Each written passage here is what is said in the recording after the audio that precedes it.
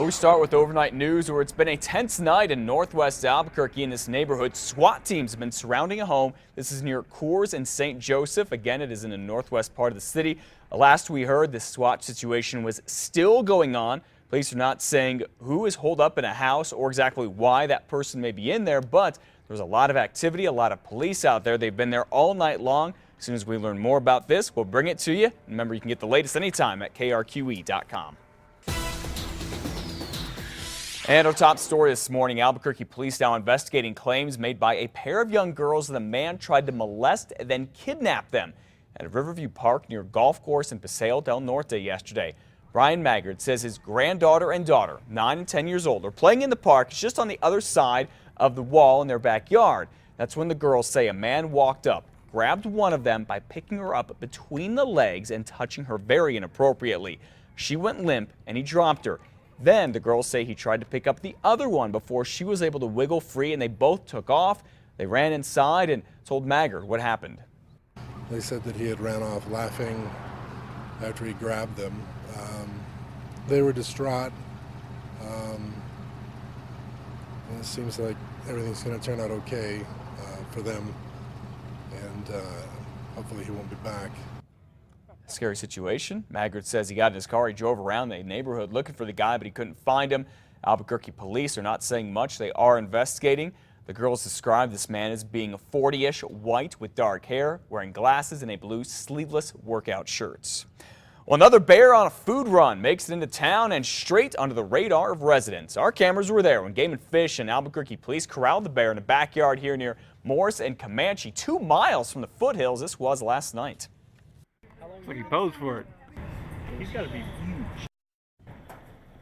Saying that bear's got to be huge. He looks like it. He posed for that picture, and he certainly does look big.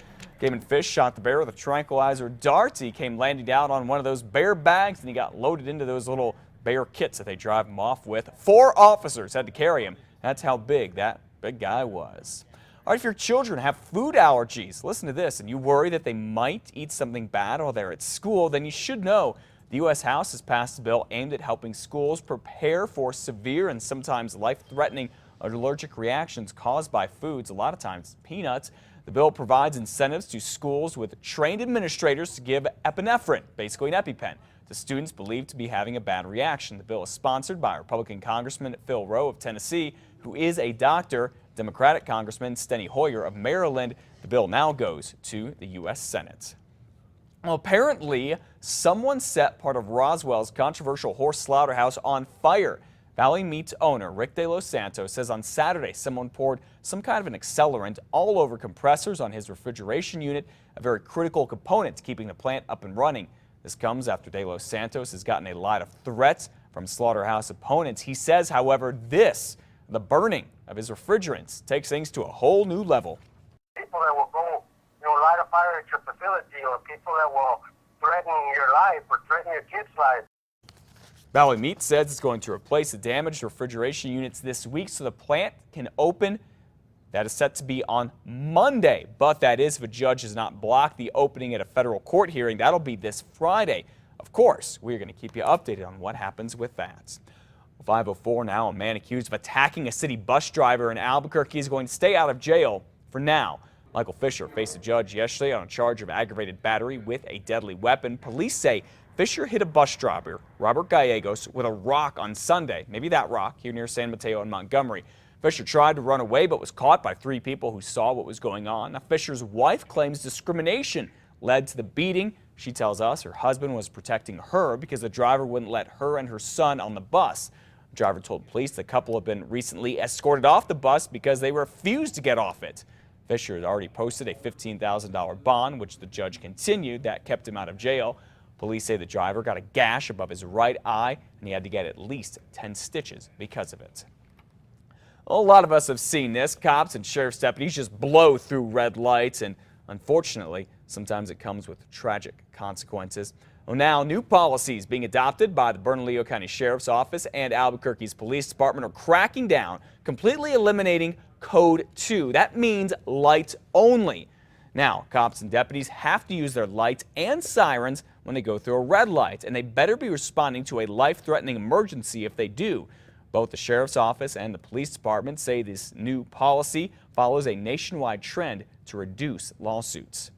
And tragic ends to promising lives here. 2 of the 3 people killed in this horrible rollover crash in northern New Mexico Monday night were college football players. Police say the driver of this SUV that was going from Texas to Utah drifted off Highway 550 near Cuba and lost control. It rolled. Polo Manacao, that first gentleman you saw, and his 13-year-old brother were thrown out and died. They were just 19 and 13 years old. Polo was a high school star at Euless, Texas, near Dallas, and would have been a redshirt freshman at Texas A&M this fall. He's just a good boy, and his brother too. They're both good boys. And there's this young man, 18-year-old Gaius Cowell Vanawaku. He was also killed. He would have been a freshman defensive tackle at the University of Utah. The driver, also a football player, was a freshman in Utah, and his dad had minor injuries. All of them are closely knit Polynesian community from Euless. Polo Manacao tweeted out a few hours before the crash that they were driving back on no sleep. A very sad story. All right, at 5:06, forget those parking meters. Paul Newman cut off in the 60s playing Cool Hand Luke. You know what I'm talking about. Well, now cut to 2013 when the city of Albuquerque installs 21st century parking meters. 40 of these so-called smart meters are now in historic Nob Hill. They allow you to pay for parking by using those old-fashioned coins, for those of us who still carry them around, along with credit and debit cards. They instantly text the city when there's a malfunction, when the parking spots are full, and how much time is said to be left on each meter. And the experts say New Mexico's sunny disposition will help save you money too. The meters are solar powered. They have a rechargeable battery in them, and they also have 2 solar collectors, one on the front, one on the back. There you go. I guess that's what makes them smart. These smart meters went in East Downtown near the Special Collections Library back in June. Right now, the city is getting things set up as part of a pilot program to test them out. So a bonus, no cost for now. All right, you've seen it before. Construction crews finish a project only to rip it out and do it all over again. Well, that is what happened in Valencia County, and the state admits it made a mistake. The New Mexico Department of Transportation just widened Highway 47 north of Bosque Farms. Crews also constructed a median and added concrete barriers to protect utility poles. The project was $100,000 under budget, but soon it became apparent that customers couldn't get into a local business, so part of the median had to come out. Because the barriers had a ramp-like design, it could have caused cars to go airborne, so they had to come out too. The mistakes cost an additional $40,000 to fix. Just government wasting more money. That's all it is. All right, the state has now decided to have its staff physically walk a construction project before it's done being designed and before doing the work. To see the rest of this story on special assignment with Kim Holland, join us tonight on 2 Casa Fox at 9 o'clock or head to our website anytime at krqe.com. Just about 5